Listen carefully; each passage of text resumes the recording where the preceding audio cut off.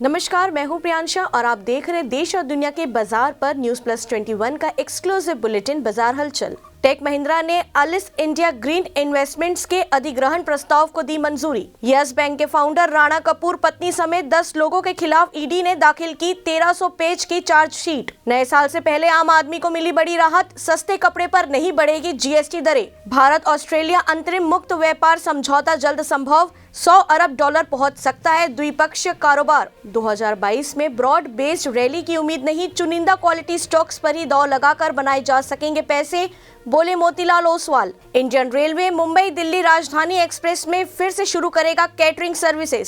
साल के आखिरी दिन सोने के भाव में आई तेजी, आज सोना 280 रुपए चढ़कर 48,078 रुपए बिक रहा। साल 2022 में शानदार रहेगी शेयर मार्केट की चाल, खूब होगी कमाई, एक्सपर्ट्स का दावा। सीएमएस इन्फो सिस्टम के शेयर करीब 2% वृद्धि के साथ हुए सूचीबद्ध।